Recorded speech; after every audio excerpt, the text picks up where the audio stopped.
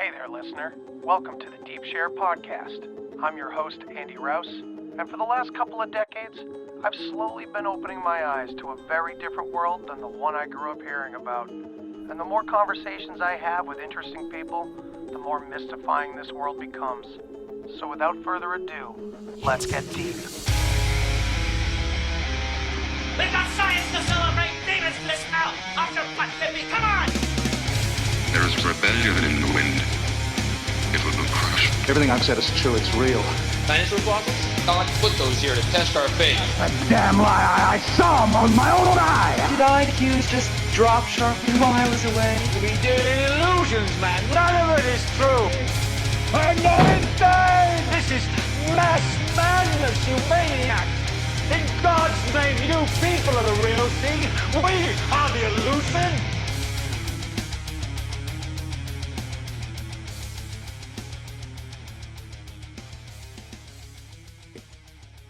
Cool. And we are good to go. So, hi. How's it going, everybody? This is a Deep Share Inquiries of Our Reality Swapcast. So, welcome. And I'm here with Shayn Jones. What's up, man? How's it going, man? Good. Nice to finally meet you, man. Yeah, glad we could finally make this happen after some scheduling conflict like we were talking about before the show. Because, just normal podcast life that you schedule shit without realizing that there's holidays or family plans. Yep. Oh, yeah. Guilty of it all the time, man. And, life is always throwing us curveballs and everything. So, yeah, I'm glad we finally got to do this. And it seems like, you were kind of interested in the same realm of things. So I figured we'll just free flow the hell out of this and see where it takes us, right? Oh, yeah, that works perfect for me. But I like to do one thing, though, that I feel like works pretty good in the beginning of Swapcast. Cool. For people that are listening to my show that don't normally listen to your show, give a brief description of your show so that they can come check it out. Sure. Yeah. The Deep Share podcast is basically, it's wide open, man. It's a deep share. So we're sharing shit about basically any topic. I've recently had a friend on that I haven't put out yet. It's all about recovery and addiction and things like that. But then we talk about psychedelics and aliens and psyops and all the rest. So I'm all over the place, but I'm usually interested in the ancient past, symbolism, things like that. And yeah, for my audience as well, please, Shayn, tell them a little bit about Inquiries of Our Reality. I guess it's pretty fitting to the name. It's Inquiries of Our Reality. So that being said, every episode is on a different topic, and the whole premise of it is pretty much that I'll have different guests come on that do different things that are interested in different things. And it'll start off kind of interview style where I'll be asking them questions, and then it'll kind of turn into just like an open conversation about all the different random things we happen to be talking about. So it kind of goes into like a little bit like how your show is, where some conversations get really, really deep, and you'll get into like philosophy or like like how you think the universe started or just whatever, and just kind of just free flows from there. But it's a pretty fun show. I've enjoyed doing it so far, and I get to ask all the weird questions that I didn't get to ask when I was just a podcast listener. So yeah, man, I spent a lot of time like yelling questions and answers at my radio or my headphones. I was like, all right, finally, let's do something about this and join this wonderful community, And it's I guess so that being welcoming. said too, what got you started? Like, what was your like inspiring moment to get started? Oh, so a friend and I actually got together, and we just hadn't hung out in a really long time, and we were both saying things that were just synchronistic and everything was falling into place. And I was like, dude, we should start a podcast. Something that I had kind of like wanted to do in my head for a while, but hadn't really even admitted it to myself. It just kind of came out in this conversation, and he was all for it. And we got together and started doing it a little bit. We had 2 episodes. I don't even know if we put any out at that point, but it just, something in me it was wrong. It wasn't working the right way. I love this friend of mine. He's awesome. And I was realizing a lot about myself at that point. Like, shit, if I want to do this, I think I need to do it for myself and on my own and do it my own way, because this is I realized how picky I was and how badly I needed my voice out there. As silly as that sounds, like I just needed to get it all out of my head the way I needed to. And it wasn't going to do that. It wasn't going to work like that with this kind of comedic, silly approach that my friend and I decided to do. So I kind of cut ties with that, took a little break, and then yeah, I just started playing around with ideas, started talking to Mark Steves. Shout out to Mark. I was just kind of like an annoyance, like a little fan, kind of just like bugging him here and there, asking him questions and this and that. And eventually I pulled the trigger and just started getting really loud on social media before I even had an episode. How about you, man? How did you get started? Honestly, we have a lot of different things that are similar between the two of us as far as like why we got started. My main thing was that I would listen to a lot of podcasts. I was not always the most boisterous, I guess. Maybe like around my friends, I'd just be talking about conspiracy theories, different things that I believed in. And it kind of got to a point where I felt like I was getting quieted so much at work that I couldn't express my opinions at all. And I didn't feel that that was right. So I just needed to have a medium in order to voice my frustrations. And I tried a lot of different things to like kind of get my creative end out, I guess, in a sense. So like I used to write poetry for a while. So that kind of led up to me becoming a podcaster too, that I did that. And my one buddy wanted to hear me do it as like rap. So he ended up getting me a microphone, which was actually my microphone up until I just got this one. This will be my third show with this microphone. Nice. So it was just one of those things that everything kind of fell into place.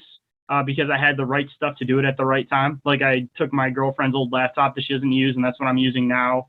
And it's just been slow upgrades from there. But like I was a listener of My Family Thinks I'm Crazy, and I kind of did the same thing you did, where I was kind of like, hey, I really want to get into podcasting. Do you think it'd be possible if I could like co-host on a show with you or something, just so I can kind of get a feel for it? And his response was, I'll have you on as a guest in a few weeks for like the second half of the show. So I kind of saw that as like a call to action, where I kind of got the ball rolling on my show. I got 3 or 4 episodes down before I went on to his show. So at least somebody had something to go back to. Nice. I've just been running it since. Like release wise, I think I'm only up to like episode 23, but on my computer, I'm up to episode like 48. So, you know, I've been putting in a lot of work trying to do this podcast thing, especially considering being a father of 2 also. Like as soon as it's 9 o'clock, my kids go to bed. That's my podcast time. So I do my editing, I do my shows, all that fun stuff. Because I feel like it's a good means to be able to get out what you need to get out. Kind of like you were saying too. And it's surprising how many people actually want to hear you say your opinion, and it gives you a good front versus just everybody around you quieting you if you're somebody that's, you know, conspiracy type minded, you know. Oh yeah, it's pretty obvious the way you described talking about conspiracy theories and stuff with your friends or maybe at work. Yeah, it's a similar story for sure. I've kind of left a lot of friends behind in a sense where it's just like we just don't have much in common anymore. It's funny, the connection to My Family Thinks I'm Crazy was that fateful episode on tinfoil I heard with Mark. I'm not sure if it was his first time on there, but first time I had heard him when him and Sam kind of Sam got a little heated because Mark, or it came across like Mark was like defending Crowley or something like that. But really the whole point being made was that, you know, there's a lot to this subject. Crowley was pointing at a lot of things. Doesn't make him a good person or anything. So I loved that. And I didn't hear enough of that on tinfoil at the time. So I reached out to Mark immediately at that point, like, dude, you're awesome. Thank you so much for sharing that opinion and blah, blah, blah. And it just kind of kicked off from there. And as soon as I realized how accessible that world was, this world, it was like a lightning bolt went off. It was just like, this is great. This is, because I always wanted to make like films or shit. My friends and I had like a fake radio station when we were kids, you know? So it's always been there. And finally it was like, oh shit, this can be right in my house. No problem whatsoever. And it can go out everywhere. This is so obvious that I need to take advantage of this. And yeah, it was like the fire was lit at that point. Dude, it's surprising too, because it's like, you listen to podcasts and you assume that it's somebody sitting in this like fancy studio and, you know, they have this like high production value. And as soon as you become part of the community, you realize it's just a bunch of average people that just have like little home studios and stuff. So it just becomes like a dream that's not unreachable.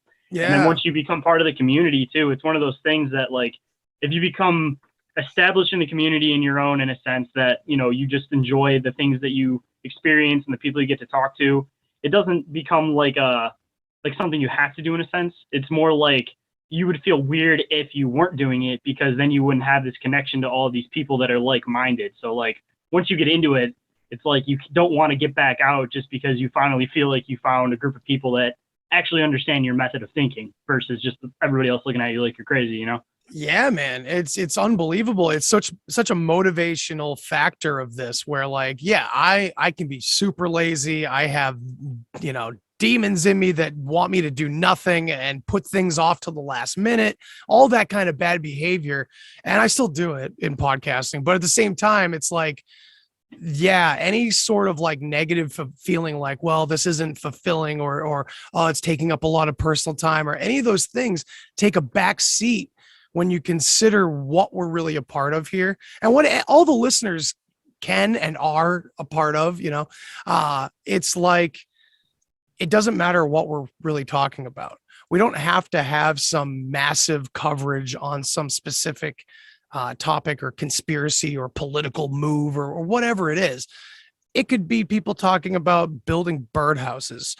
Like, yeah, that's what I learned to do. And like, it's all about the energy between all of us and what we're kind of, whatever it is we're working towards. I don't even know collectively what that might be, but obviously on the individual level, we're all kind of, breaking out of the old molds, and we're trying to create more than we are just taking in and consuming.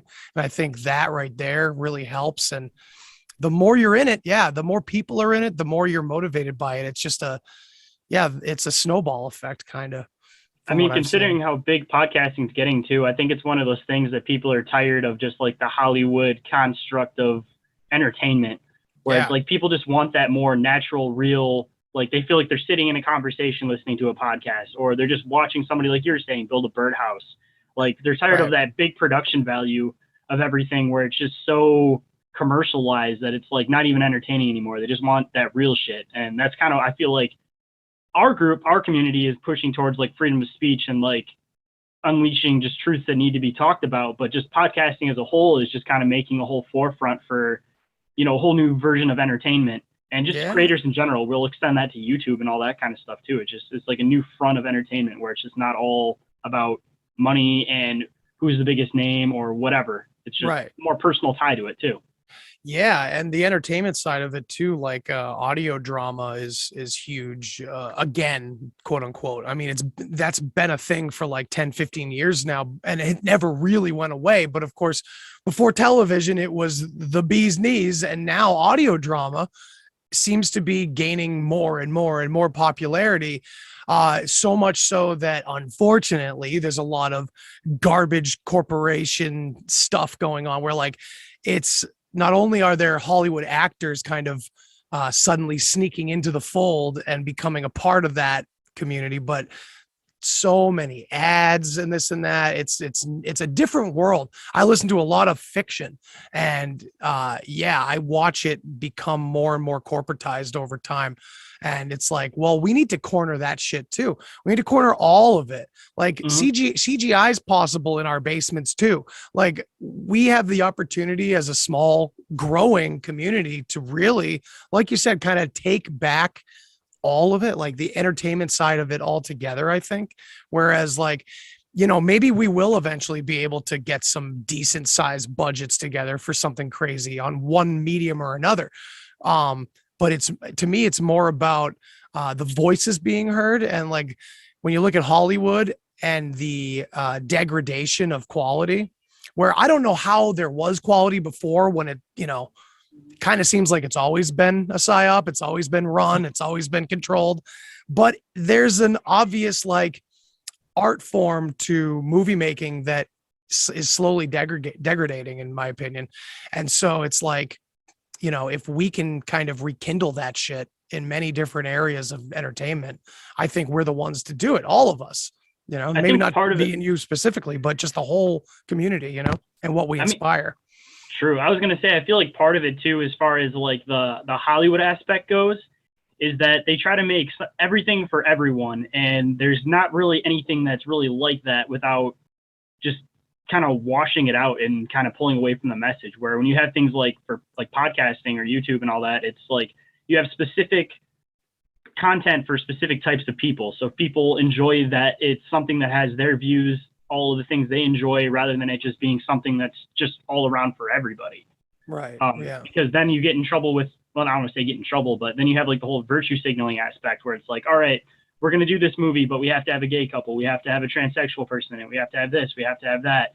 And then when you start adding all these other components, you kind of start losing the interest of just like the standard family, you know, and it's like they don't want to be washed with all that. Like the standard family, I'm not saying there's anything wrong with anybody that's any part of those communities, but like the standard American family is just kind of tired of seeing every single commercial. There's not even a normal couple in it anymore. Oh, and that's kind of what's happening with Hollywood too. So well, it's just nice. It feels forced, you know. It's like I'm all for living however you want to live and loving whoever you want to love, and obviously a lot of us agree with that and completely disagree with what's going on out there. It's so blatant, and you know, it's great to see people in those marginalized communities speak out too and go, yeah, I don't like this either, and I'm the targeted group here. You know what I mean? Yeah, because it's like anybody in this community, dude, doesn't have any problem with anybody that's any part of those communities. The main problem that we face right now is as far as it getting pushed on like the kids. Right. Because kids don't even know how their body parts work, let alone want to switch genders at the age of 3 or something like that. And there's a lot of people in that community that are also kind of saying, whoa, this is enough now, because it's just like a 1% of that group that's pushing that message. And it goes down to the virtue signaling thing again, where it's like, if everybody doesn't agree, they feel like they're a piece of shit. So people like listening to podcasts like ours, for example, because, you know, people have a voice that's against the popular opinion. And it's like refreshing to hear that somebody is actually willing to voice their opinion on it, no matter what it is. Even if you don't agree with it, it's just refreshing to hear people be able to voice the things they need to say versus just it being covered up by everybody in society going to point the finger at them and tell them they're an awful person if they don't agree with everything that's going on, you know? Yeah, and on one side or the other, when it comes to the political field, you know, left or right, it's funny how even now, after everything humanity has seen, people like us who will say something like, well, I don't play for either one of those crazy teams, left or right or whatever. There's this almost like disgust in a lot of people's response to that, where it's almost like, oh, you're not even playing our game. Oh, go sit on the sidelines then. And it's weird how it's like, yeah, but no, you don't see the farce that is your game. Like, come on. It's so bizarre that after everything, the red versus blue, the this versus that, the Hegelian dialectic as a whole is still so easily played in society. It's very bizarre that we're that easily led. It's unfortunate. Yeah. It's because everybody thinks there's only two sides to pick from. They don't want to see that there's truth in the middle. That's usually what I say, is that like one side has crazy beliefs. They have some realistic beliefs. The other side has some crazy beliefs. They have some realistic beliefs too. But it's like you have to meet in the middle, because that's the only place you're really going to find equal ground and understanding and not go too far either way. Because the way I kind of look at the current political system is that it's like a circle where it's like you go so far the other way that you start wrapping back around, and then both sides end up becoming the same again, because they're both pushing the same shit. They're just doing it in two different ways, in two different wordings. So you feel like there's two different sides, even though it's all the same thing. Exactly. It's just two sheepdogs from one, and they look different, and they're on two ends of the field, and they're just shepherding the sheep in two different ways to the same pen.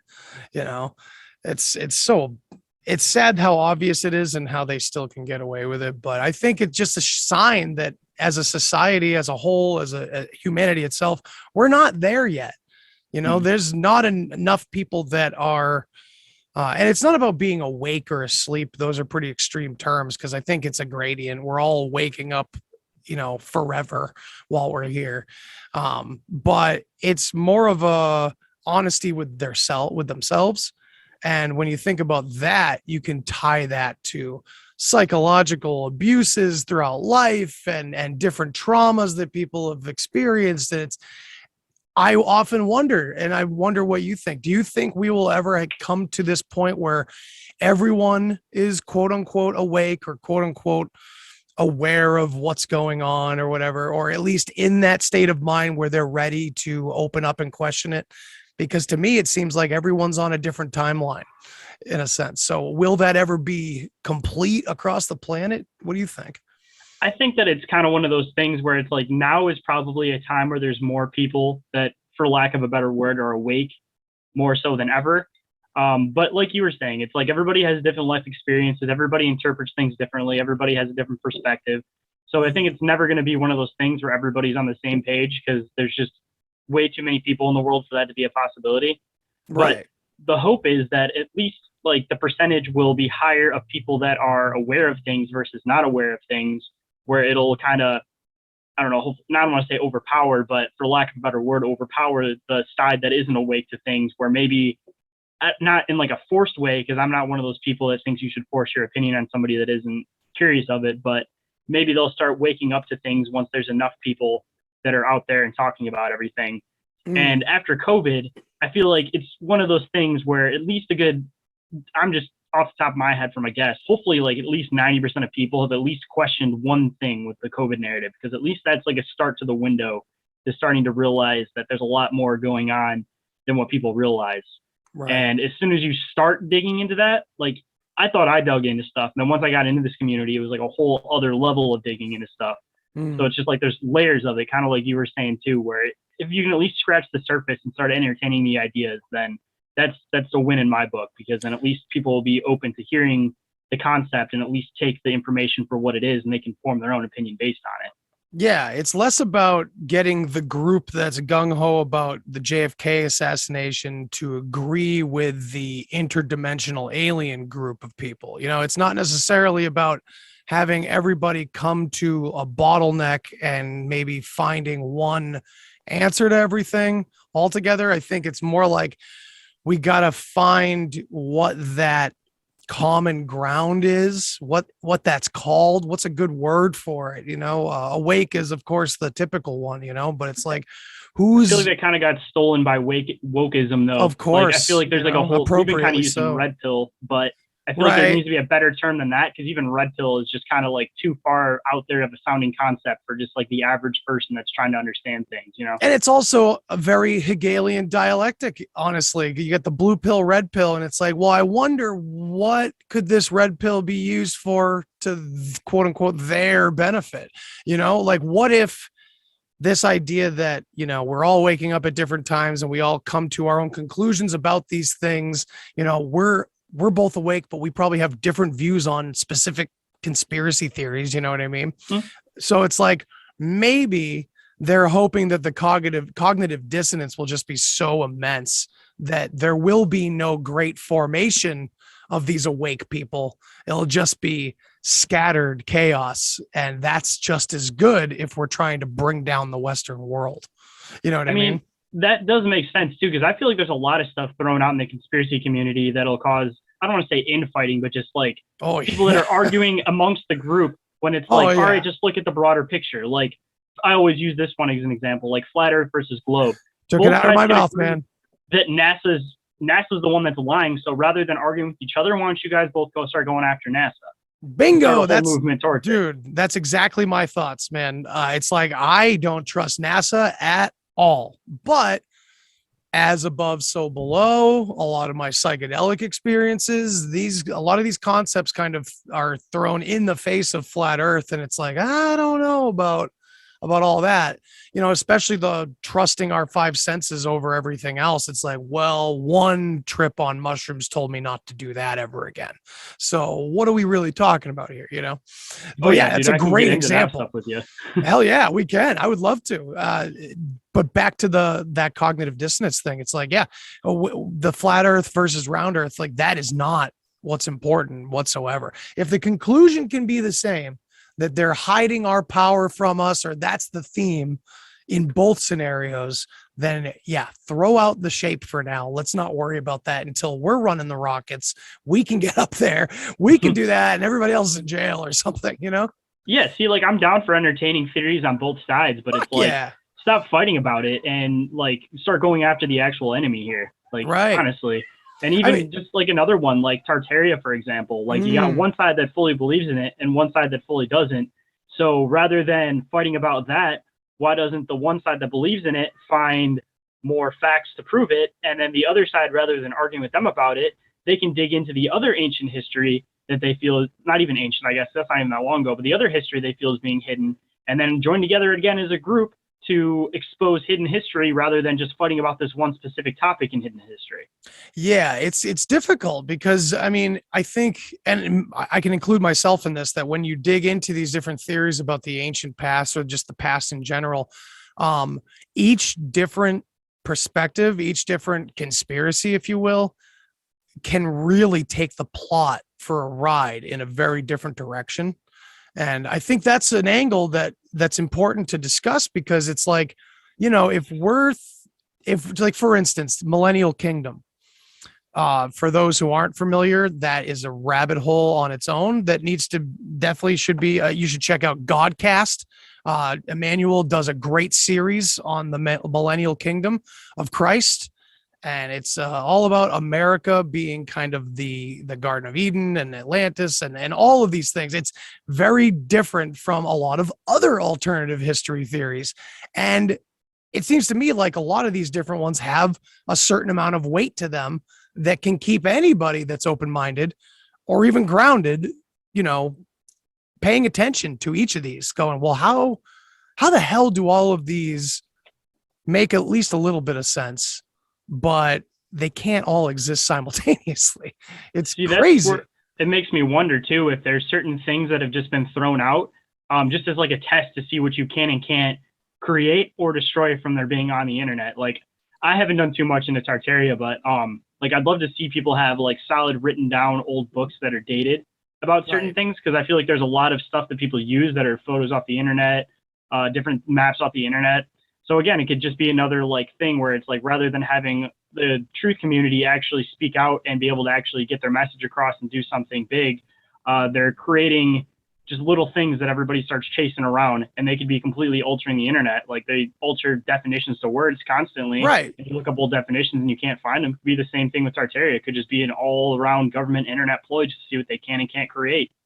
I totally agree. Tartaria is a really interesting topic, because I mean, I've been talking off and on about Tartaria and trying to learn about it since maybe like episode 7 of my podcast. I think I had Ari Aselin on, and we brought up Tartaria a little bit there, and that's what kind of wet my whistle and got me interested in it. But it's so weird because from what I've heard, that certain parts of the world already know about it, and it's never been shrouded by anything. It's always been a part of their history books, things like that. But I wonder, you know, what we're attaching to it, to whatever this was, this Tartaria, this Tartarus. Maybe it wasn't what we're even presented now as alternative history. You know, I'm really not sure, but it's weird. And you brought up the fact that we don't have a lot of good sources for it. A lot of times we're seeing shit that's like a book that was literally made from stuff found on the internet like a year before. I'm like looking up this author, and I'm finding them on Amazon, and it's just these like screenshots and stuff like, and badly formed sentences. And I'm like, this ain't helping anybody. You know, it's weird. It seems like a little bit like a psyop sometimes, but I don't know what for, you know?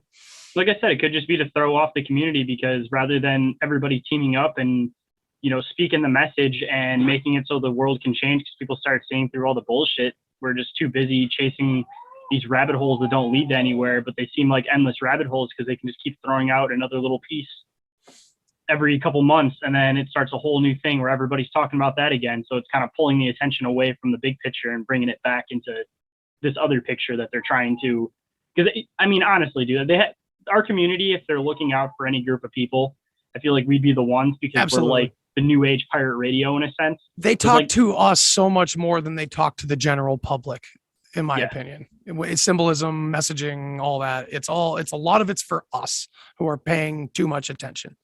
Yeah, exactly. And it's like, it's done on purpose. So then at a certain point, it makes me wonder, like, how much of it's done on purpose, again, just to tail people off, or they're chasing something else instead of what the actual thing is that they're trying to distract you from. It's just going back to that magician's trick, the whole, hey, look over here, while they're actually doing something over here, you know?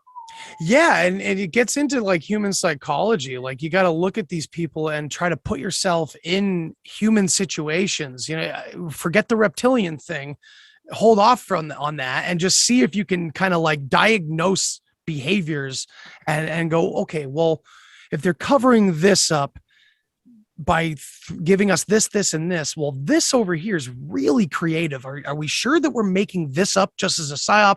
It's you got to like put yourself in their shoes. Like, how many hoops are you going to jump through to remember all your psyops? It's insane, and the idea that so many people are involved necessarily is also kind of weird when they kind of want to automate everything. So this system it would only work so well if it was like somehow flawless and not too many cooks in the kitchen of some kind. You know what I mean?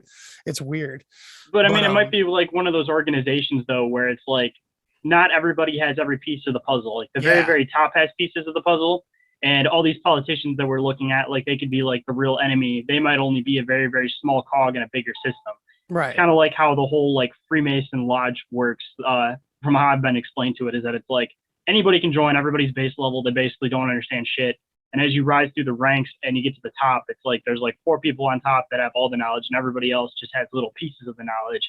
Right. And they act on it thinking that they know everything. But realistically, once they get the next step higher, they realize that they didn't know shit and that they were doing something they didn't even realize they were working at.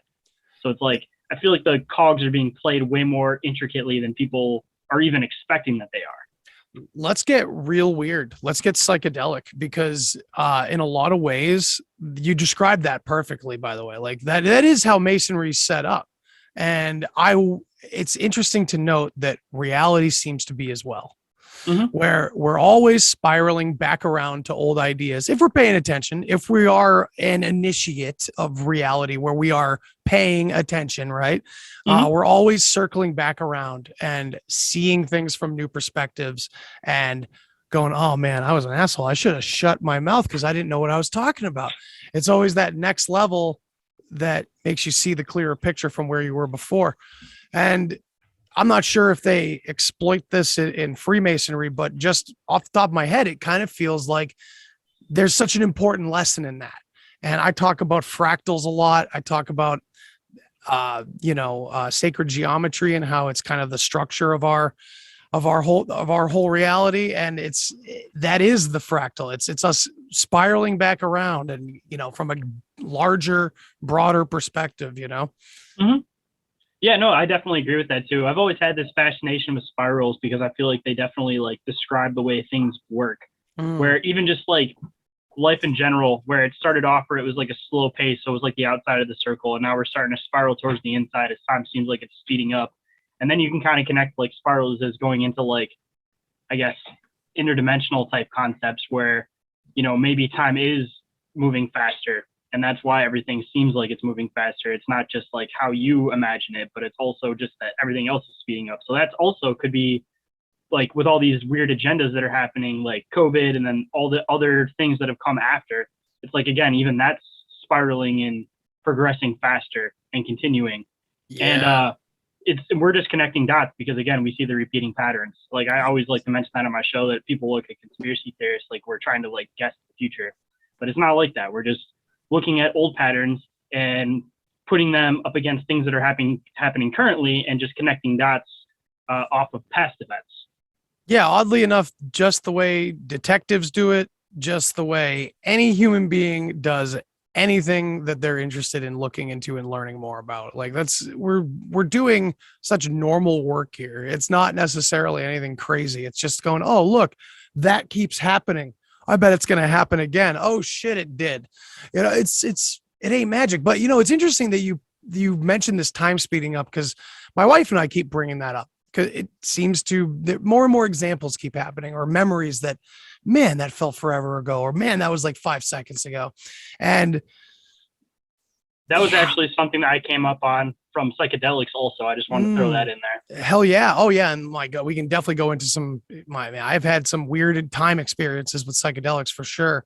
But what I was going to say was maybe in the same way that the more we uncover scientifically about the world, for me, I don't think it takes the magic out of magic, but I think it just gives it more dimensionality. It's like, okay, well, this can be explained within physics. That would make sense considering we're in a physical world. Like, great, that's cool. Like all the crazy frequency shit we're figuring out. We can map all these different amazing things with computers now and see auras and, all this cutting edge science. It's kind of combining spirituality with it and everything. Maybe as time speeds up, if manifestation is real, that would speed up. So in that case, everything would look real fucking magical eventually, wouldn't it?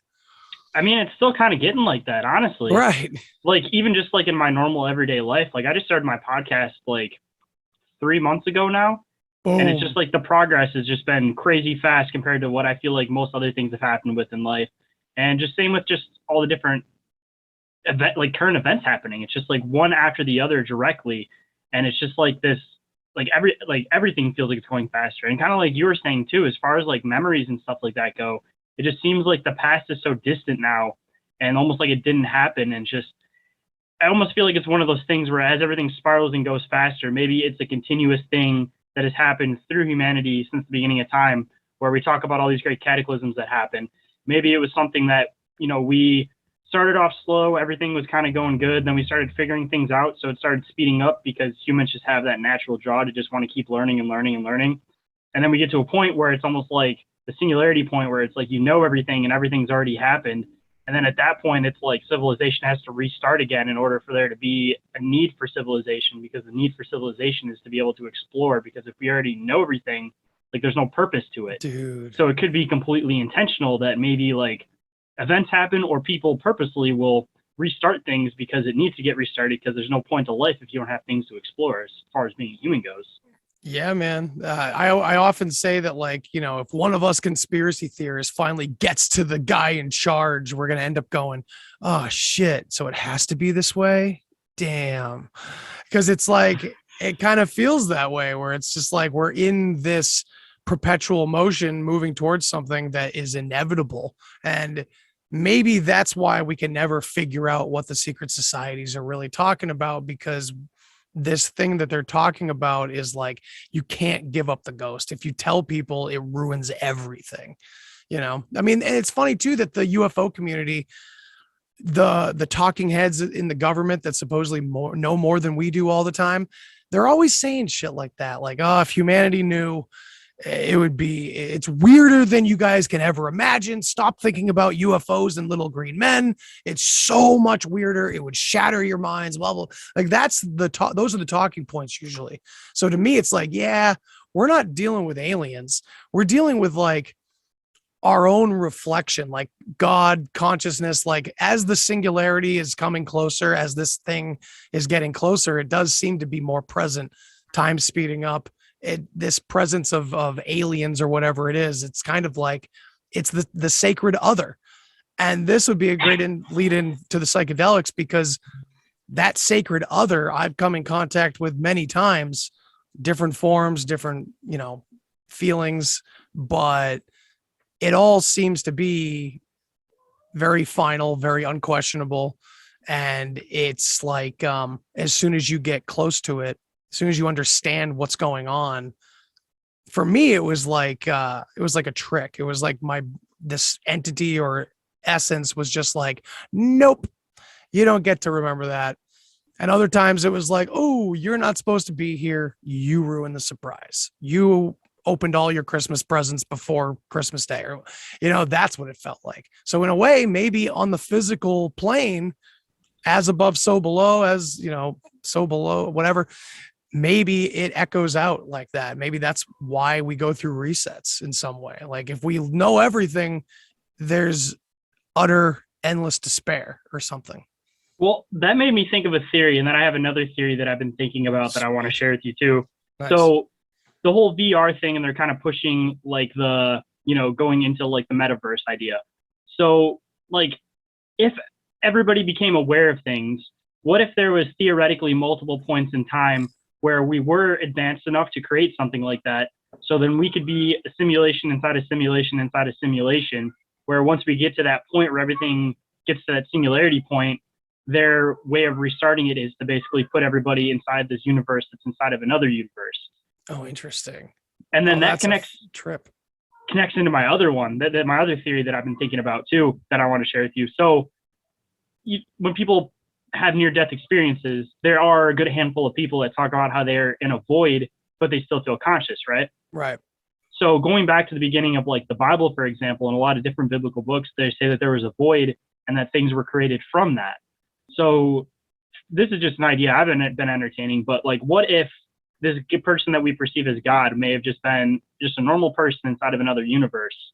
And when they passed away, they were in that void. And in that void, they learned how to create.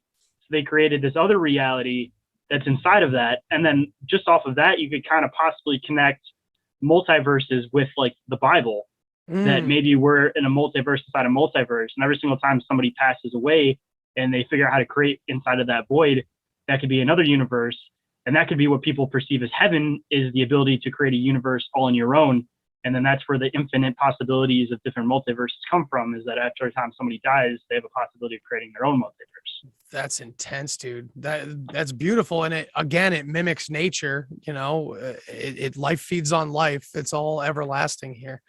That's an interesting point, man. I had an interesting theory about simulations inside of simulations too, that maybe will fire some neurons.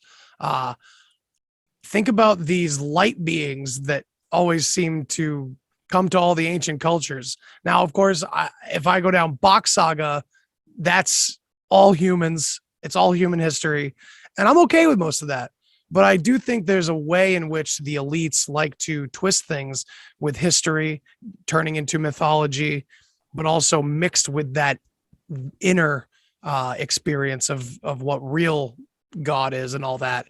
They mix the two, so we can't really let go of it and this and that. But what I was going with is that, what if these angels that come to us with messages always from the past, what if it's the creator of that simulation that there's got to be some initiatory information given to that smaller simulation, otherwise it won't work, or something like that. A question has to be posed, or maybe a mysterious like a patch answer to the system. Yeah, something that needs to be put in from the previous one. It's funny because the simulation you're in under this theory, you're always trying to get back to that previous one, because you're always trying to go to where the light beings are. You're trying to get to that creator source. And if it's infinite and if it's fractal, man, that's a lot to think about. But see, like, we're looking at it from like our standpoint of what we see a simulation would be. Right. But that doesn't Computers mean that and shit. it works that way for anything else. Like, the universe before ours could be an all light universe, and then something that was in this universe created like our method of thinking, our universe. So it's like, it doesn't mean that everything's been built up from the same components. Like, it could be a completely new components, because if you're just in a void and you learn how to create inside that void, you can create with anything. So somebody could theoretically create with things of light. Somebody could create with like carbon-based beings, like we are. Denser material, yeah. Yeah, just totally different material. There could be one that everybody created stuff out of rock, and maybe like the universe before ours was one like that, and maybe that's why we have these remnants of things that are all ancient rock, is maybe it was like memories that creator being had of their past universe, that, almost like a dream, like the dream sequence idea where you just have random objects thrown off in the distance. Right. It's kind of like that kind of a concept, where it's just like these very important memories that the creator had from their last universe that kind of got thrown into this universe, Dude, I like that idea. I often use the sandbox video game comparison to that, where it's like, in a sandbox video game, you can kind of create and destroy whatever you want. I play a game called Teardown with my kid, where we just literally take bulldozers and destroy buildings and stuff. It's fun. But you can like destroy everything and then just kind of rebuild. But every once in a while, I'll find like an old pile of pieces from an old building that we had destroyed a long ago. It's, if you play on the same map and save it. So it's like, and I've had that thought before, where it's like, maybe God just has this sandbox and he's playing in it, and, oh shit, I left crap behind from the last time. Oh, that's going to confuse the fuck out of these people. It's weird. Have you ever seen a Hitchhiker's Guide to the Galaxy before? Yeah, definitely. It could be that whole concept. Maybe like our world could have been constructed from somebody that paid for it so that they could experiment, or they could live on their own reality. There could be something like that, where it's just like, say, not like a factory, but in a way like a factory that just creates worlds that fit whatever the need is of the creature, or whatever the hell happened to want that world built. And that could, again, explain why like we aren't seeing a bunch of crazy things off in space and everything like that, is because it could just be like where in our own sandbox, you know, where there's not anything outside of this, like say like our galaxy or whatever, or our solar system. Like we see stuff past that, but it could almost be like, you know, the back walls of like video games. Like you can see universes off in the distance, but it doesn't mean you can actually go there because it's not created like that. It's more just like a background image, you know? I'm almost wondering if the sandbox itself like exists on like this constant level of consciousness where this is obviously temporary. And so this is again back to that, like our theories confusing physical for spiritual. I think we do that a lot where like, think about flat earth. There's a lot of weird shit that would maybe allude to flat earth in some ways. I mean, obviously there's people on both sides, but I wonder if this flat plane versus round thing has something to do with some, I don't know, phase of conscious existence or something in the mind or, you know, beyond the mind per se. Maybe that flatness, that endless flat plane exists, but it's not here on this ball. I don't know. That's a weird one, but kind of a weird concept I was thinking of. So most of the flat earth stuff that people have for their argument with that come from like the Bible, for example. Right. So just like a video game, you have the original version, and as time goes on, if there's an outside source updating it, like the maps change. Dude. So like, what if the idea of like when the earth was flat and we had all these ideas, maybe it was like that. And if there is an outside creator being, then now they've just updated the system into something totally different, you know? But it's kind of like a video game. Like the characters that are in the game don't notice the difference unless they're aware of the difference happening. Like if you're just in it and it gradually changes, you're not going to notice the difference. And this kind of goes to a little bit of dangerous territory when it comes to the conspiracy world, because it's kind of cut down the middle in a certain way when it comes to the idea behind Gnosticism and Hermeticism and all these old ideas of being God. Because of course, to a large contingency in our community, that's absolute blasphemy. Not even necessarily just Christians, but people that know that Christian stories have a lot of, you know, allegory to them. They obviously allude to deep truths from older times. So it's like, all right, well, what is this that we're, you know, where we're not supposed to do that? You know, I don't know. It's kind of weird. I mean, like going back into my theory too, like if you were creating inside of a void and you got bored inside that void, you theoretically could split your consciousness into a bunch of different people. And that could be where the whole concept comes from, that, you know, we're all God in a way, is right. Because maybe we're all part of the same consciousness, because it's kind of like, you know, you create the game and you're not just going to want to sit there and spectate forever. Like, and if you're an infinite being that you could create an entire universe, you could easily split yourself between a bunch of different things. And that could be just like for the sake of entertainment to that one thing that's living in a void, you know? Yeah. What about want to see different perspectives of different things, and they create fighting just for the sake of entertainment. The same reason people play like a war game, you know? Absolutely. Yeah. And where's God's hubris, right? I mean, we can't can't call him out for being God, but like, yeah, I think it's something, in my opinion, it's something that has been told to us that so that we refuse our power. You know, it's interesting because I think it also comes from a confusion about God again, because we have these physical histories that are given to us mixed in with this very emotional connection to religion and God and the afterlife and the one thing everybody's afraid of. So it's easy to just, even on deep psychedelic levels, giving it away to a singular being rather than recognizing that whatever that being represents that you're talking about is more of an energy system that flows through everything and is everything. That's the hard part, that we can't get around that whole one consciousness thing. And I think it flies in the face of even people that say it, you know, we're all one consciousness. But after I leave this mortal coil, I'm going to be a superhero in multiple dimensions. It's like, no, you're going to return to that one. You're not going to exist.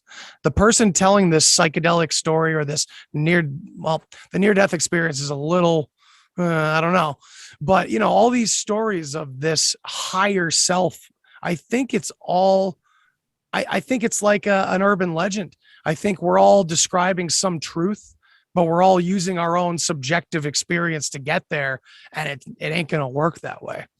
No, I definitely agree with that too. And I have this other theory that I feel like you might enjoy that I've been kind of working on that kind of fits into what we're talking about too. Sweet. Talking about gods.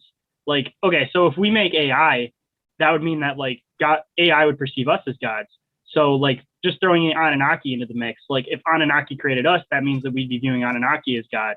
So that it still means that there's something above them that they perceive as gods, which would just have been normal people in their perspective, but they created this new race, so all of a sudden they're gods to them. Yep. So then what I've expanded this idea to is like, where does that chain stop to get to the end? Or if time's not linear, does the first thing create the last thing? And then that's where it's kind of like a life cycle and it just continues in a circle as the first thing creates the last. Because there was actually a line from the Bible. I said it on another podcast, but it pretty much said something along the lines of like, I am the beginning and the end or something like that. It was near the end of the Bible. But I mean, that would make sense with that phrasing, that there's just this little hidden things that could be hidden inside of like religious books that are all talking about the same concept, but just from different perspectives. So you have to like stand back and look at it. And even just going into like reincarnation also off of what you said, like even if my idea with like maybe that there was like a bigger consciousness that was able to create, and that's what created this world. But if we're all splits of his consciousness, maybe we or his or hers, whatever it was, if maybe we can't create another world within our consciousness because we're all part of that consciousness, so we just get recycled, and that's where the whole reincarnation thing comes from, because then it's all one consciousness living in the same universe. It's just restarting as one dies, and that's why again it's more like a game where it's like respawn, start a new life, right? And they're just doing wars and whatever, and what just anything, just as for the sake of like entertainment and just being able to understand any perspective of anything, like an internal computer, you know? Yeah, I mean, I can't remember what culture it was, but there's a concept where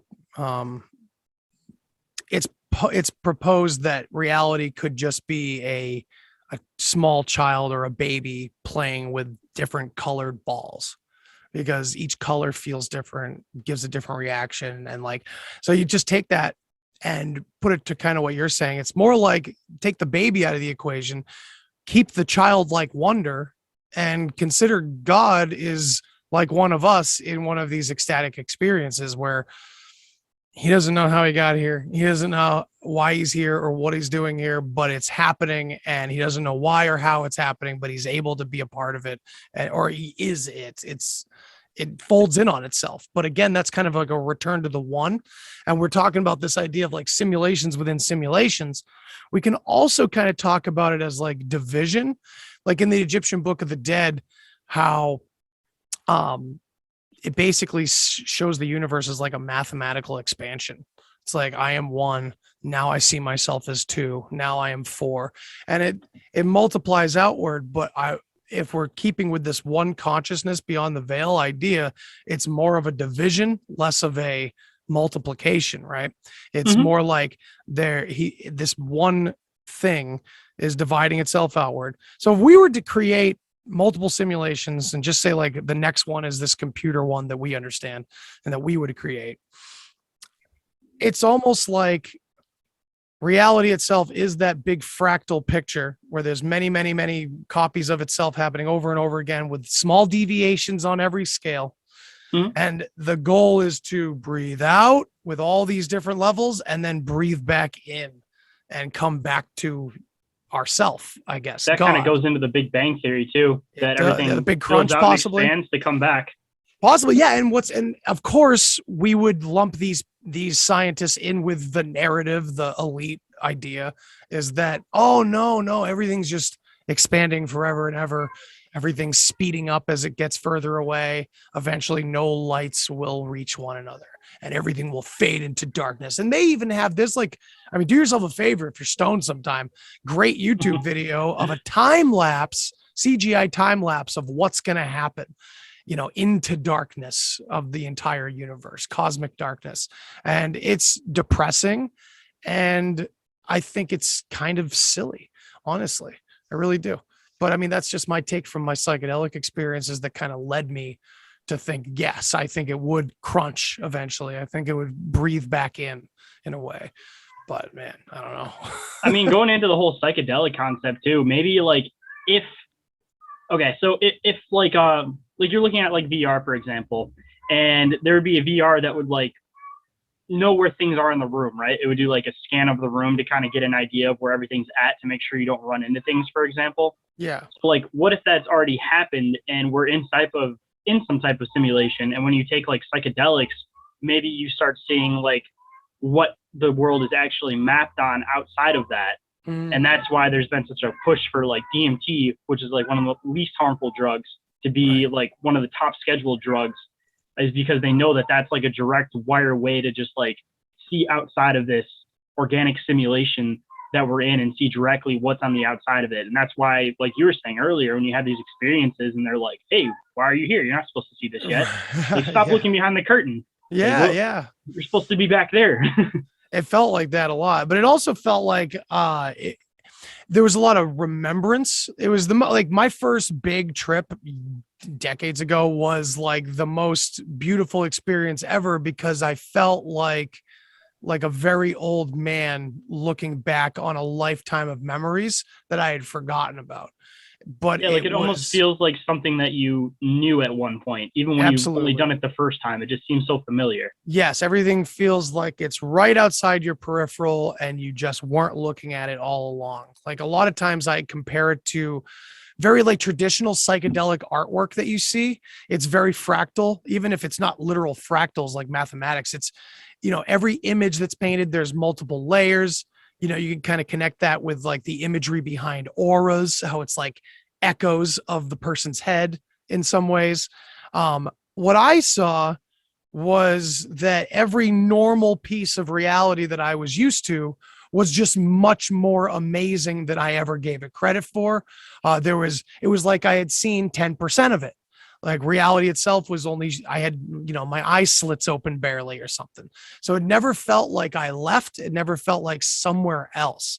DMT, on the other hand, can have that effect where literally you're transported out of your physical area. It's a weird difference for sure, but again, natural. And I wonder how simulated this situation is. It's like, it's clearly simulated, but I wonder what you think of this, where's the separation between what is like, I don't know if nefarious is the right word, but intentionally simulated without our knowledge versus like, maybe it's always been us simulating it, whereas like, you think about a lot of the things that you find in recovery, or you just find meditating or reading Hinduism and Buddhism and things like that. There's a focus on the self. There's a focus on stop blaming everything out there and return to yourself. And I got that heavily in psychedelics where like, yeah, none of this was like someone else's doing. This is all in here. This is all you. And so I wonder if that's a connection where like we're simulating all of this. I mean, that could be part of it too. It could almost be like a video game in the sense too, that there's like the definite storyline that has to get played. And then there's like the sidebar storylines where you can kind of pick your own path. And then that's where the idea of like free will kind of comes in, is that there's these things that have been programmed to be set in motion that are going to happen no matter what. Right. And then there's all these little like side ventures that you can also do. And that's where people think that everything is within those side ventures. And they don't realize that there's like this main path that is things that are going to happen indefinitely. And you kind of see that with psychedelics too, that you kind of just have this feeling that there's just things that are intended to happen. And then there's things that have happened because you've made them happen. Yes. And even so, like going into manifesting, if we're all part of like a bigger consciousness, or we're all have the possibility to be creators within our own void when we pass away, like it's just kind of working towards like figuring out how the operation works and how you can manifest to make things happen, and you can control the computer program all on your own from yourself. But I don't like using the term computer program, so I'm going to go back on that, because I feel like you lose a lot of people when you talk about simulation theory and you talk about computers.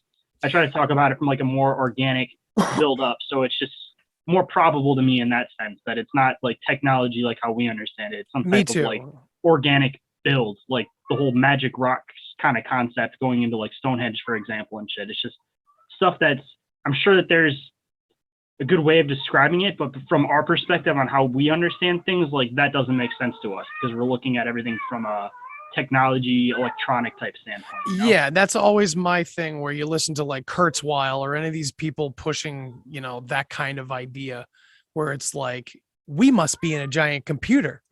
And it's like, well, that destroys the idea of as above, so below in a sense where it's like, I'm sure people could latch on to as above, so below for that excuse, but it's like, it doesn't fit because the next level up wouldn't be recognizable to us.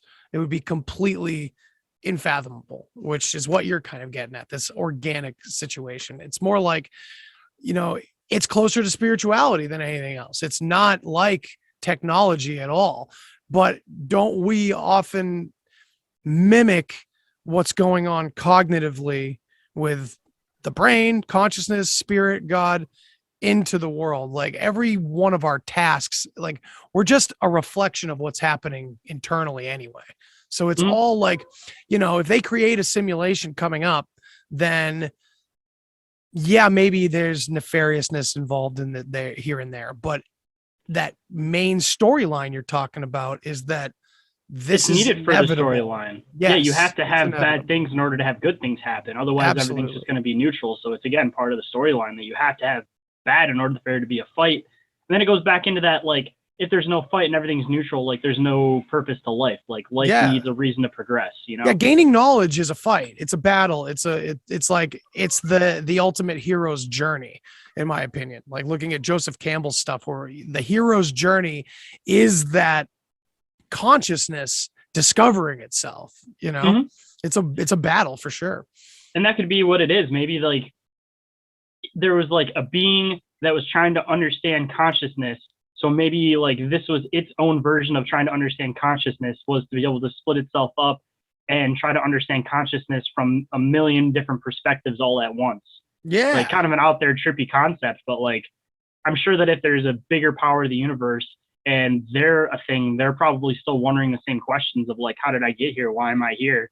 So maybe their variation to it was being able to split a million times and see something from a million different perspectives all at once, which is unfathomable and incomprehensible, like from our perspective, because that's just way beyond our capability of thinking. Yeah, we'd never be able to prove it, but it's that question that drives us, Neo. It's maybe like I said before, maybe a question needs to be posed, some astonishing thing needs to be put in there or something, some loose end to keep the program running or something. And we say program, but man, we could probably deconstruct half the words that are used in computer language and bring them right back to religion and spirituality, like script, right off the bat. I was going to say too, even just like looking at a computer program, it all gets broken down into pixels. Like regular life gets broken down into atoms. Yeah. So like, again, two different makeups to the same kind of a concept. Like people are looking at it again from a computer program, but it could be something completely organic all on its own where the pixels are actually the atoms. Right. And like, talk about some crazy shit. What if they break it down all the way and they find the God particle ends up being square? Like that would just blow the lid off a bunch of shit. Hell yeah. I do. It's man. Oh shit. I just lost it. That was great though. Because I mean, there's a lot of stuff that goes back to cubes too. I mean, like you look at a cross, it goes back to a cube. You hear about like in mythology, just different creatures being trapped in cubes. You talk about like was it Metatron that would fly around on a cube? Yeah. Like there's just all these things that go back to cubes. So just I don't know, man. I feel like that'd be one of those things that it would get hidden if that came down to that. But it'd just be the craziest mind-blowing fucking thing to me in the world if everything broke down smaller than an atom into a small cube. Yeah. Just make all these other biblical connections make sense. Well, it's cool too. Like the atom thing, you didn't mention it right out there, but I think you were kind of hinting around it. Like in biblical, you got the Adam, who's the first man. So it's all the same language again, where we are the machines that civilization copies out here in the real world. Like the reason why we're able to make machines run is because from like a grander perspective, that's how everything runs. Like there's certain attributes to the way we live life that mimic what's naturally going on all the time in consciousness. That's a broad way to put that, but yeah, for those who picked up on it, I was even going to say too, I mean, like if you make a copy of a copy of a copy of a copy, eventually they're going to start degrading along the line. Yes. So I mean, maybe that's what's happening with people where they're talking about like men not having as much testosterone, all that kind of shit, is that we're like, there was two originals and everything's a copy of a copy of a copy off that. And maybe that's why people are degrading. And maybe that's why time is speeding up, is because this experiment to figure out consciousness theoretically could all be kind of getting to a point where everything's so washed out that it needs to come back full circle, because we're just too far down the line now where we're a copy of a copy of a copy of a copy, you know? And look at that. We mimic that out in our physical stone building as well. Because how many times have we found older, more exquisite megalithic structures buried beneath megalithic structures that have been uncovered? It's like the further back you go, the more prestigious things become. And again, it's to that Egyptian Book of the Dead, that division of the one dividing outward. You degrade, and then maybe the idea is to just get so far out there. Okay, all right, now it's time to come back home, and like everything, you know, closes back in on itself and returns to the one or something. I don't know. It's That like could be where the giant concept. returning. Yeah, that could be where the giant concept comes from too. Maybe like at one point everybody was a giant, and then the genetics just degraded again from a copy of a copy theory, and now we're just these small little people, and we're looking at that like it's something that doesn't exist. And maybe there's higher powers at be that know that those things exist, and that's why like the Smithsonian's tried so hard to hide all these giant skeletons, Right. is because they know it. They maybe, like, you know, in Atlantis they talk about the 3 halls of records. Maybe one's underneath the Sphinx's foot, maybe one's in the Vatican, and maybe the other one's been found. And maybe that's what all these elites have been running off this whole time, is just knowing the knowledge of everything from the beginning of time. So they're just trying to play the part now because they know how everything will work out. I think that's a lot closer to what's going on than reptilians from Alpha Draconis. And I know that that's going to spit in the face of a number of people that I truly care about and appreciate. A lot of work out there that's kind of pointing at that angle. And I, again, would say that I think there's a lot of psyops going on in that area, especially when you find out the root of what reptilian and the serpent and all that really is. It's like, oh, this is always used as a fear tactic in modern times, you know? So. I got a quick little thing about reptilians that I was just thinking too. I usually, like, when I entertain the reptilian concept, I kind of go towards like possibly they're more like hollow earth type dwellers. If they are a thing that exists, that is, because I know that there's 2 different ways of looking at it. It's either cold-blooded people or an actual reptilian. But going off of what you said earlier about the sandbox concept, where there's still like the old stuff at the bottom, right? If that whole theory goes in with the reptilians being from hollow earth, maybe again it was just some leftover remnants from, nope, I'm going to restart society and build up another one. Because like there's so many layers of things that it's just like, how much more land could have been on Earth at one point that would hide everything underneath these layers of things? Like, right. I feel like there might be a possibility of there being like another force that's making these things be buried farther and farther in. And again, that's where it goes into like the new patch concept. Like maybe we're looking at the world from one standpoint, and as it's been upgraded, maybe it's gotten bigger. Because, you know, you're hiding the shit underneath it and rebuilding a new layer on top, you know? Yeah. I mean, it could be that way. The growing earth theory is pretty interesting, which would also, oh man, I often play with the idea that we're kind of taking ancient ideas and putting them together where maybe they don't belong together in certain circumstances. I can't give you an example off the top of my head, but you know, if the earth was growing, just say you have a bunch of shit in one area, and then the earth grows over time, over like millennia. If people dig that shit up in 2 very different areas, it's gonna cause havoc. It's gonna be like, holy shit, this was like a worldwide culture or something, you know. Even and looking at like the Egyptian stuff. I mean, they're finding like Egyptian stuff in the Grand Canyon. That was like one of the newest things. Like, maybe there was a civilization that built in one area and then moved to a new area, and they started building there. And then another civilization moved into that old area and then took over that and said that they built it. And that's what we're looking at as like the Egyptians who built the pyramids, when realistically it was never them in the first place. They're just people that walked up and took over the area, you know? Right. Well, also it's interesting too, that if it was all, so we have this old book called, I think it's called like Mystic Masonry or something like that.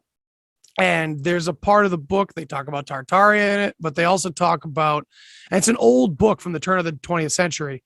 And it's, they're talking about a time when the continents of Egypt and America were one and the same, and that we owe our debts of masonry and something else, not to Egypt, but to America. It's really curious and very weird. But if we have a growing earth, maybe at one point Egypt and America were the same place. You know, I don't know.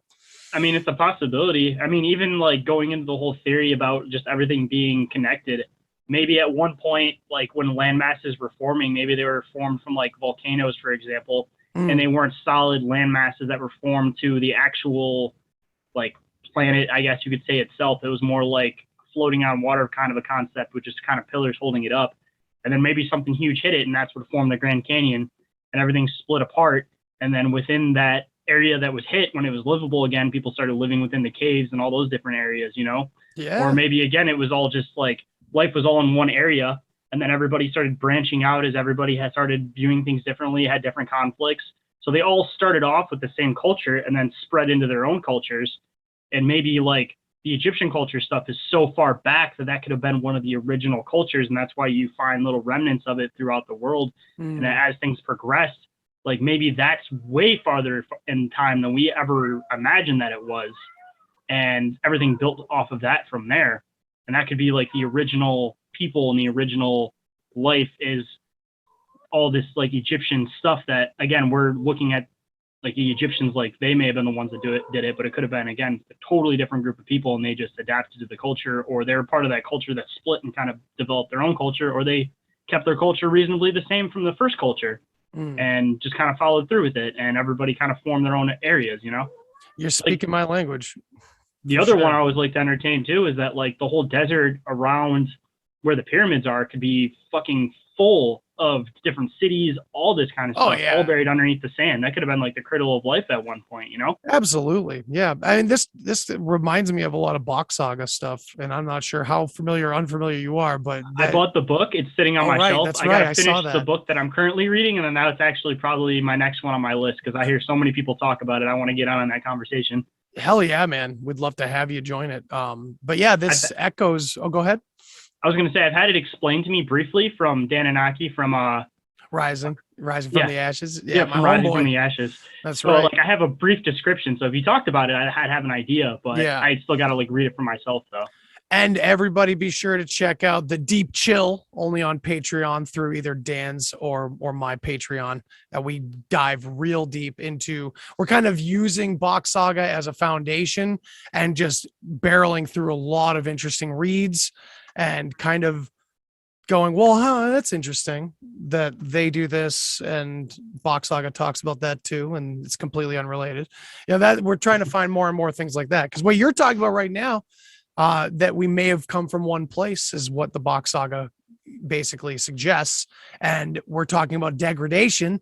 They have an excuse for that too, whereas they had this very tightly knit society that procreated very specific ways, had all these rules in place to continue this humanity. And after this major cataclysm that in the Bach Saga is the cause of the earth tilting on its axis and causing all the ice age, when that happens, this perfect society up in the very north is cut off from the rest of the world. And so this main system is no longer carried on throughout the world. And after all the ice melts, the story goes into the idea that these original people from the north finally aren't trapped in the ice anymore, and they can come out and mingle with the rest of the world, which weren't they the giants? Wasn't that the idea? That kind of sounds like it. It kind of sounds like the sons of God and the daughters of man story from the Bible. Often when you look at the Bach Saga, it's really about, it's about a lot of things, but this part of it is about these quote unquote gods, which just meant good people, were coming down and mixing with these other people that, you know, if you have a small group of people, these original people that are isolated in the north in this big ring of ice because of the ice age, only protected because for some reason the Gulf Stream supposedly kept that area unfrozen.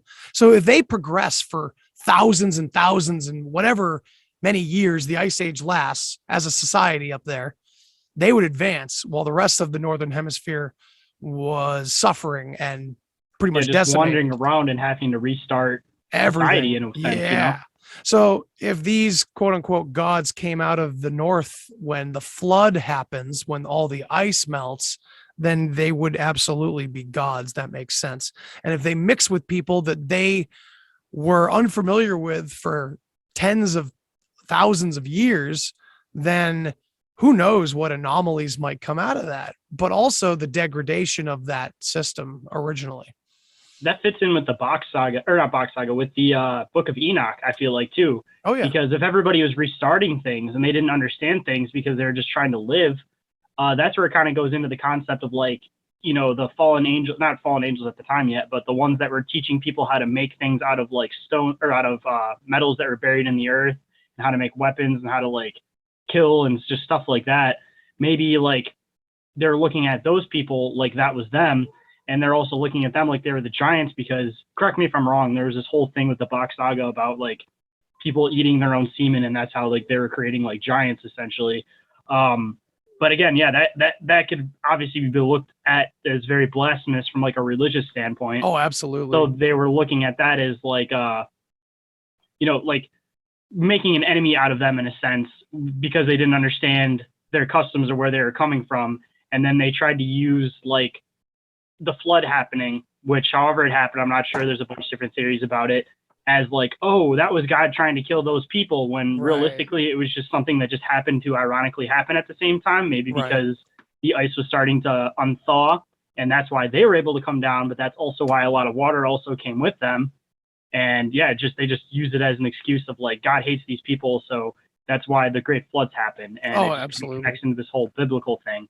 And then it still makes me question why they removed the Book of Enoch, considering there's just so much questionable information in that.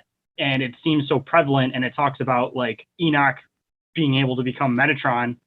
Like, there's so much in there. It doesn't make sense to me why anybody religious would take that out, because that's, like, the juicy stuff right there. Oh, like, absolutely. it even explains, like, how the solar system works in the Book of Enoch, which was way before we had an understanding of any of that shit. And they have a lot of things that are weirdly close to how our understanding of the universe is.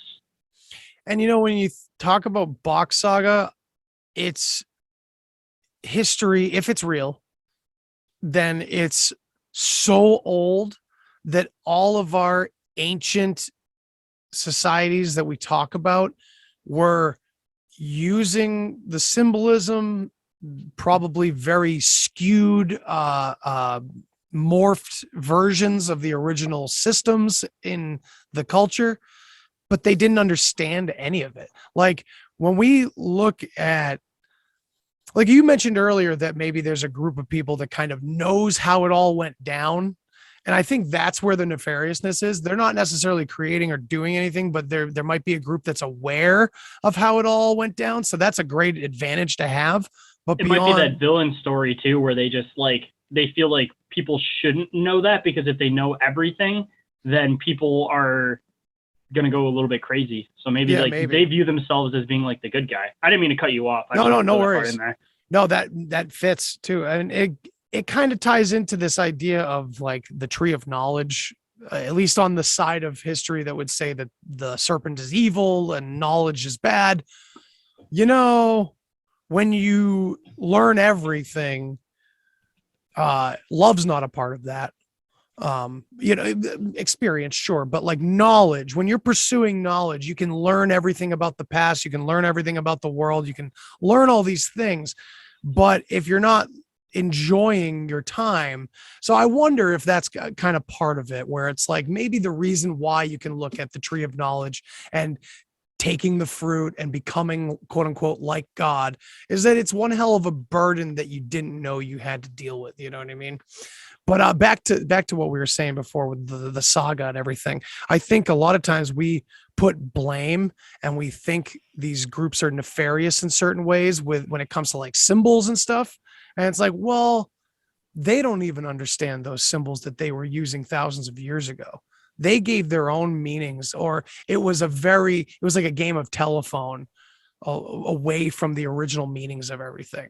Like could be leaving breadcrumbs too. That's also a possibility. They're just like, they purposely place things because they want to see who's able to figure it out. And maybe you have to figure it out to be in that deep know of what's actually happening.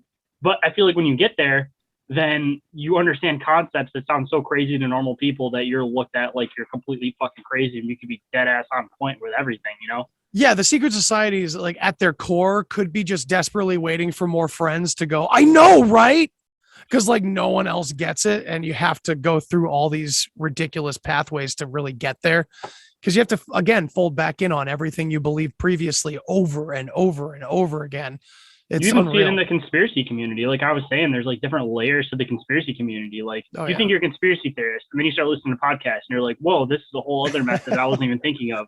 And then you become a podcaster, and then you get this whole other entry level of like knowledge that, you know, you get to know about the shit people are about to talk about on their show before they even talk about it, and you get to dig into these concepts. So it's like a whole other Reich all on its own. And then there could be another layer like above us that has even more of an understanding. So it's like, man, it's just in your normal life, you know, that perpetual awakening, right? Like, how long ago did I start finding out about the JFK assassination, you know? But that's where people stop a lot of times. They're like, yeah, I know the government's corrupt. They killed JFK because of A, B, or C, you know, which it's all like, well, all right, those are all symptoms as well. Those aren't reasons, you know, they're just, you're stuck in this little box where at that level, that's how corrupt the government is.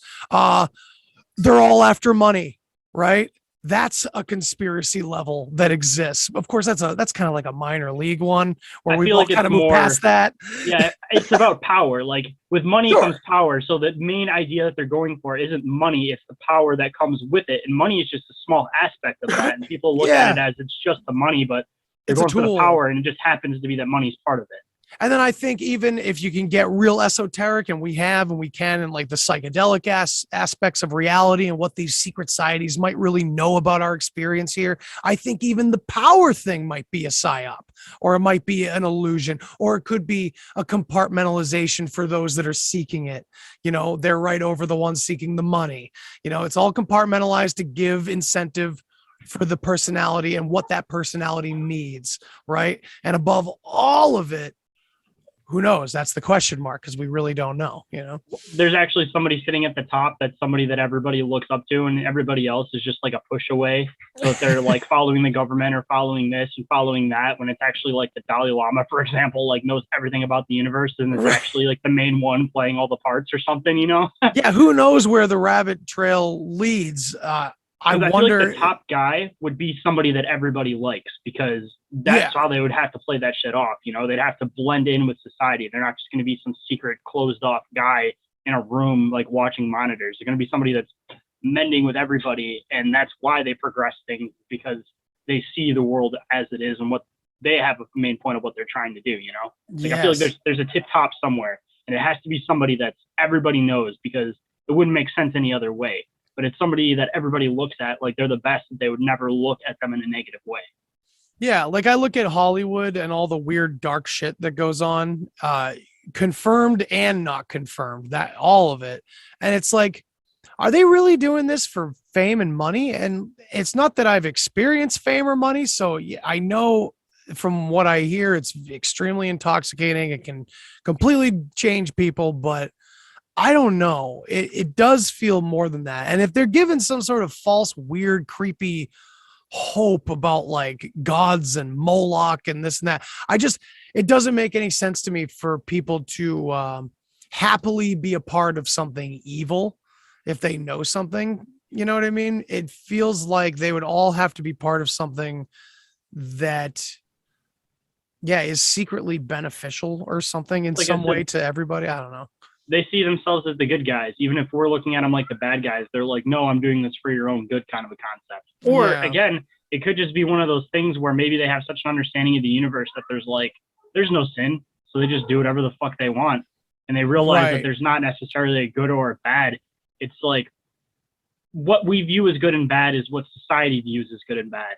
But inheritedly, like you look at nature, like it sounds fucked up, but like animals rape other animals and it's just part of nature. Like animals kill other animals and it's just part of nature. And we're humans, so we have more of a consciousness that we know of than these other animals. So we view ourselves as being higher than them. So we have our own morals, where maybe there's these higher levels that realize that maybe at the base, you know, we're all just animals, or again, this could all just be like a game simulation where like, if you knew that, you know, like you're playing a video game, you wouldn't go around killing a bunch of people in your normal life. Right. But if you knew you're in a video game, like you're just doing it for fun because you know that none of it really matters because you're inside of like a simulation. I mean, it could be the same thing. Right. It's kind of like you can play, you know, Doom, or you can play Pong. And really, it's the same thing. Like the shotgun is shooting shells at demons, or a little brick is just hitting a little ball across the field. It's just this. It's the same input. Obviously, there's nuance to it, but it's like you're at baseline. It must be the same endorphin rush of some kind. You know, or even like connection, GTA. contact. There's people that'll play the game like just for fun, playing it like, oh, I'm driving a car normal, I'm following the street lights, I'm doing this, I'm doing that. And then there's the other people that are like, I'm playing GTA. I'm gonna go and shoot this random person on the street and do this and do that, and they know they're just gonna respawn again. Like exactly, same kind of a concept, you know. And no sin, the non-existence of sin is like, it's such a hard topic to talk about with a wide range of people sometimes, because I don't like I said before, there's these religious concepts that you could easily go, well, okay, that sounds like the Catholic Church just programming people. But then it's like a lot of it does kind of like ring true at deep levels of consciousness, and maybe that's why they are using these concepts, you know. So but it could be washed out too, where there's like a lot of very good concepts in them, and they were hiding that within it, where maybe there's all these really good concepts that are hidden between all these religions. But then there was just somebody that realized they could take power from within that, so then they started altering the religion down the line to fit their view, and it's so far gone now that it's like, you know, people wouldn't be able to go back and say this is where it went wrong, because like the stories have been slightly tweaked through time so many times that you don't know where the original base story actually is anymore. You got back to squaring the circle there, you know, that square, that cube, that straight line. You know, you ever see the movie Prometheus? Yeah, I was going to say with the engineers to be another like idea of reality, where if there was just like a consciousness, it could have split into all of our consciousness, you know? Right. And well, like Holloway, right before they decide where to land in Prometheus, points and goes, right there, God does not draw in straight lines. So he could kind of clearly see that must be some sort of old runway, you know? And that's what popped in my head when you originally brought up the square. And it's like, yeah, those straight lines, they're not natural. That's like a very human concept, wouldn't you say? And I wonder if that's some kind of key to what that's all about and why the cube is important versus, you know, squaring the circle, the Freemasonry saying. It's like, that is becoming God, isn't it? Or something like it. Or maybe that's the misinterpretation, but that's clearly what's being described there. You're taking something natural and doing your own thing over it. So it's in a way, if humans are natural and our natural urge is to alter things, isn't that natural all in its own way too? Or even things that you're looking at as synthetic could be natural because humans naturally are intended to create and explore things. Yes, man. And this goes back to what level awake are you? Because like, you know, my wife is a vegetarian. She would call herself vegan last year, but things have kind of changed a little bit. And as her mind opens more and more and more, it's like, yeah, you can barely walk out your front door without contributing to killing tons of shit. And we're not even talking like physically putting your foot down, but we're also talking about like every part of society that you're willing to partake in some way is connected to all that bad shit that you're not eating meat because of. Granted, she does it mostly because she loves animals, so that's fine. But if she tries to go down the other route, she ends up running into dead ends because it's like, you can't escape it. It's everywhere. It's like a human morality thing too, where it's like, we look at killing an animal as like a bad thing because we're consciousness enough to think of it that way. Right. But realistically, like, that's just nature. Like, it sounds kind of messed up, but that's why like alpha predators will only have one baby, where things like rabbits will just have mass amounts of babies, is because in a messed up way, they're naturally intended to be food. Right. So it's like people are naturally intended to eat other animals, where we look at it as like a negative thing, but it's just something that's naturally intended to happen. And it's if us you trying to don't do square the that- circle. Yeah, if you don't do that, then what's going to happen to those other animals? Like, they're going to be overpopulated. Like, it's needed. Right. Like, people always have an issue with hunting, and I always have to explain it to them that, like, I don't see an issue with hunting, because if you don't hunt deer, for example, then like there's going to be so many of them during the winter. Like, I'm from Michigan, so like we have a problem with too many deer here, where it's like either one, you're going to see a bunch of half dead deer on the side of the road that don't have enough food, or two, we can hunt them, eat them as food, which we're naturally supposed to do, and make it so that the animals that are around can make it through the winter, because there'll be more than enough food for them. Like, it's a check and balance thing. Like, it's needed. It's as all fucked up balance. as it sounds, like death is just as needed as birth. Yeah, I'm a big Tool fan. I don't know if you are, but they have a secret track on their album Undertow where it's just this weird, creepy track. And Maynard keeps saying, life feeds on life, feeds on life. And it's so true. It's all a balancing act. And, you know, the conservation efforts across the world are not a group of hippies that don't like hunters. They're a group of intelligent people that understand how hunters are a part of this ecosystem and how we save species of animals by certain hunting behaviors and everything. Like, these are, I mean, of course, that's one of our many human debates that seemingly we'll never have a real solid answer to, though, regardless of what I just said. Because then you have people arguing, well, in the Bible, it says you're supposed to eat meat. In the Bible, it says you don't eat meat. And we're always going back to these older stories. And, oh, well, we're finding out now that we may not even have been omnivores. Originally, we were meant to actually just be, you know, vegetarians. And it's like, well, all these circumstances put together, it once again forms this duality, and we're keeping the conversation going, the energy's going, but we're not agreeing. But it's like the goal's being met anyway, because the actual goal isn't to agree, it's to keep the conversation going, keep the exploration happening. And maybe that's the problem with some of these real hot button issues, that it's either one side or the other, is that there are no good answers. There's bad answers on both sides, and it's just keeping this good and bad situation going for whatever reason seems to be the most important thing to all of us at our very core. And maybe that's the reason why we're here, just to keep it going. Honestly, yeah, it's just a continuous life cycle, man. That's kind of what I was saying. Like, everybody looks at time like it's something that's like linear, but it's like, it may not be, you know. You just gotta destroy in order to reproduce, you know. Like, you can't keep building on lost foundations. You need to sorry, my dog was trying to slide up underneath me. But sorry, I lost track of what I was saying with that. But sorry, go ahead. Sorry, I would say you can't keep rebuilding on broken foundations. You have to destroy in order to rebuild something new. And if people keep seeing it as the latter, like, you're never going to be able to build into something new. Totally agree, man. Yeah, I think in the same way that, you know, they say that you can't envision something new, your brain will put pieces together from previous experiences. So that tells me that, yeah, there's a beginning and an end that in linear time we're not really privy to at all. It's a conundrum. It seems like a paradox, because in this place it seemingly goes on forever, and we can't access it very easily. But maybe on the other side, you know, we're only living in pure consciousness, and maybe we are forever. I don't know. We're going all over the place.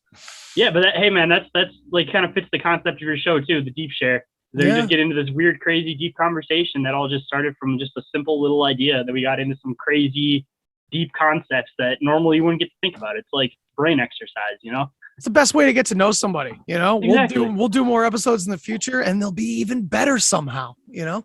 Mm-hmm.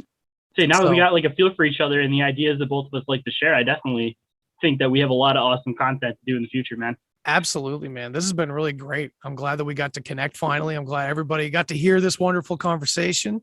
And should we wrap up with anything in particular, or what do you think? something I like to do in my show is usually some words of wisdom. Cool. I normally don't get to use words of wisdom, but maybe just a fun idea. Maybe we can both throw some words of wisdom towards the listeners. Hell yeah, man. You got anything right off the top of your head? I'll let you go first if you want. All right. Don't take yourself too seriously and don't trust everything you think. Always keep questioning because you're mostly wrong, especially the things that you feel most passionate about. Say my words of wisdom are actually pretty damn close to that. Is that if you feel like you know something, restart and realize that you know nothing. Yeah. Start to try to disprove it. That's what I've been doing with Box Saga because there's aspects to it that are so undeniable and I just want to put holes in it if I can. That's why I want more people to look into it. You know, like I said, I'm definitely going to be reading that book and then I'll hop into the conversation with you guys. That's my next one on my list. Absolutely, man. That's great.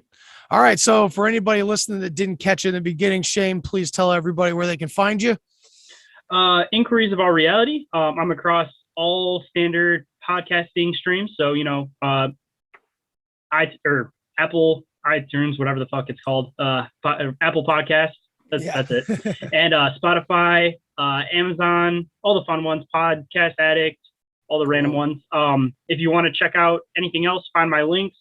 If you're listening to this on DeepShare side, if you're already listening on my side, I'm sure you already know all this stuff. But I just put it all under one link to make it quick and easy. Got my Instagram that I primarily use. If anybody's trying to contact me, I got a merch store, a bunch of other random stuff. But linktr.ee/Inquiries of Our Reality podcast. And Beautiful. How about you, sir, for my listeners? Excellent. Yeah, you can find me at The Deep Share on Twitter and Instagram. You can find the videos on YouTube and Odyssey. And I'm on all the podcast apps. Please don't be shy. Reach out. Give me a new topic idea. I'm always looking for new ideas because I've been swimming in these waters for over 20 years and it starts to get repetitive after a while. And I always need some new, exciting ideas to kind of make me start questioning shit. I often tell my wife that throw something at me, throw anything at me, and then I'll start. I'll go ahead for like an hour, but always new material. So there's different like theories. That's usually like where my spectrum is I like getting into like deep theories about existence and just different things. Same here. It's like somebody will throw some dumb little question at me and I'll tear it apart for months. Like I tore apart what is intelligence for like 6 months in my own head before I started my podcast. And I wish I would have had that whole progress within my podcast, but just like something small that you can tear apart into something super big and deep, Hell yeah. My wife does it often because even though we both believe and feel the same way about a lot of things, she has different interests that from my perspective, I've already kind of seen as, Psyops or, something's going on there or whatever. So she's always like, well, if they're so bad, then why this or this? Or if they're so good, then why this or that? She'll pose questions like that to me and it'll just send me flying because I'm like, that's a really good point. I don't fucking know. And, you just start diving in. So yeah, please, everybody reach out to both of us. And I'm sure you'll see us together soon again. Drop some reviews and ratings too, because it's always appreciated. Or even more so, tell a friend so that we get some more people that want to listen and get in on our ideas. That's always another awesome thing that I forget to throw out there. It's just telling your friends about our shows. It's just awesome. I'm terrible at promotion. I hardly ever say anything. I'm like, all right, hi, and here's my guest, and all right, I'm out of here. Bye. But yeah, seriously, leave some reviews. Some of the reviews under my iTunes thing are fucking hilarious, and I love it. It's great. It's a beautiful thing. So please, stay tuned for more awesome shit from both of us. And talk to you later. Have a good night, everybody. Peace. Thanks for listening to this episode of the Deep Share Podcast. If you want to hear more, then hit that subscribe button. Follow me on all the social places. And remember, think for yourself, but don't always believe what you think. Till next time. Human sacrifice, dogs and cats living together, Tartaria. Enough, I get the point. You have meddled with the primal forces of nature. And you will atone. What do we know? What do we know? If I know what we know, then I can tell you what we know, and if someone else knows, okay? ha, ha.